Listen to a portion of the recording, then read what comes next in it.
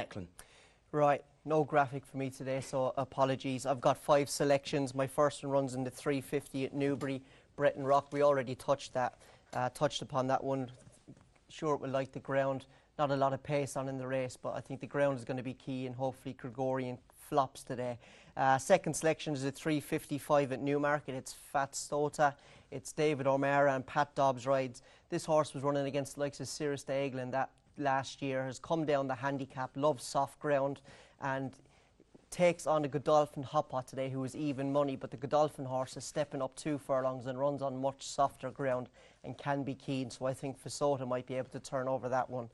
Third selection of the day is another, I just forgot the trainer's name,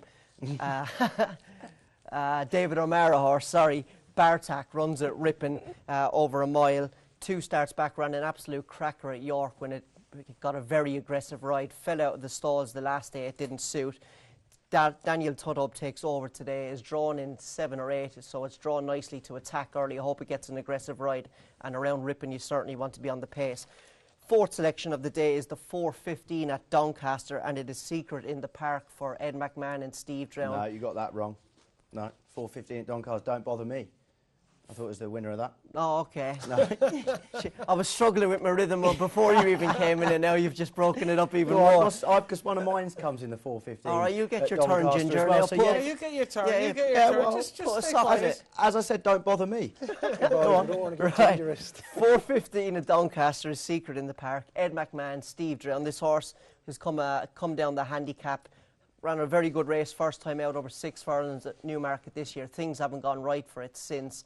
Today steps back up to 7 furlongs, and I think it needs this step up and trip badly, so I'm hoping Secret in the Park could win. And the final selection is the 4:30 at Newmarket. It is Dutch Art Dealer for Gary Moore.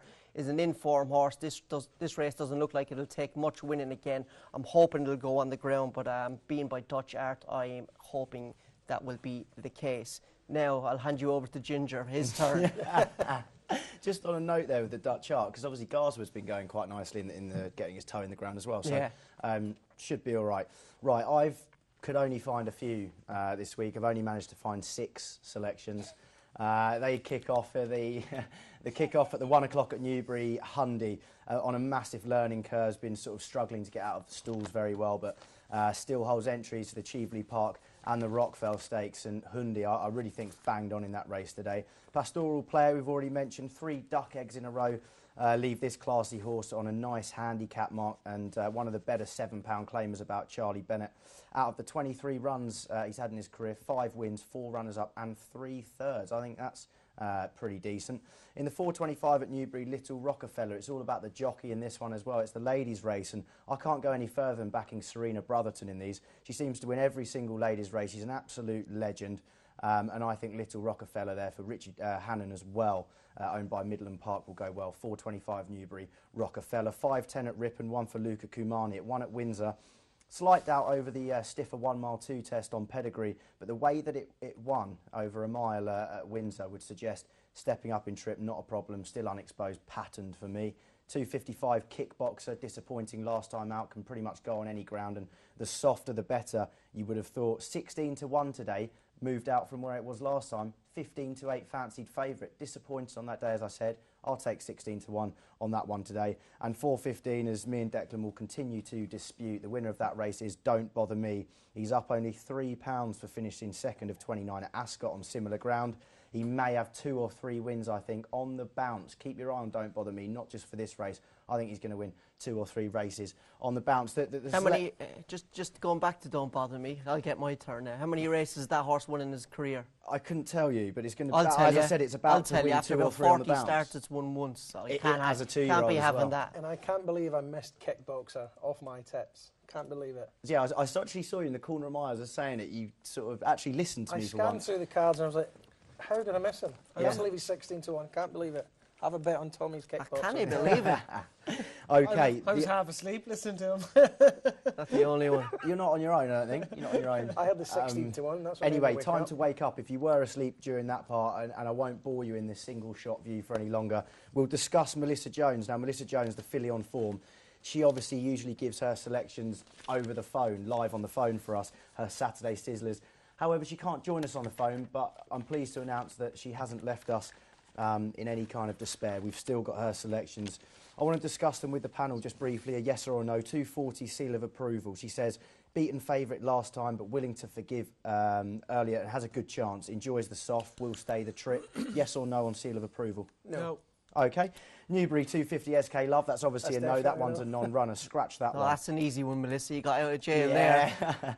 350 at Ripon. Doc Hay, one of the old boys. She said it caught my eye at Hamilton, much like some of the guys did there. Caught my eye at Hamilton. Course and distance winner, drawn right by the pace, and if he gets near the rail, he should have every chance. His handicap mark's fallen by £15. She goes on and on and on to really sell this horse to me. And what, Doc Hay, has that caught your eye in the 350 at Ripon at all? Slightly. I mean, he's pretty much a stone well in on his best form, but you can say that about a lot of horses, so maybe.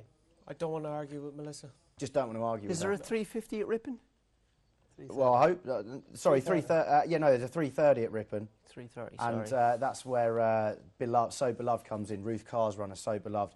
A move to Ruth She's Carr. having a brilliant season, Ruth Carr, to be fair. And I mean, Melissa mentioned the move to the Ruth Carr stable Yeah. might just bring about the improvement. Yeah. He's a tricky hood-wearing customer, Yeah. she says. So maybe it doesn't always run up to form, but if he does, bang in there today. The last one, Doncaster 450, is Oh So Sassy. This is Melissa's last chance to move herself up the ranks, up the tipsters table.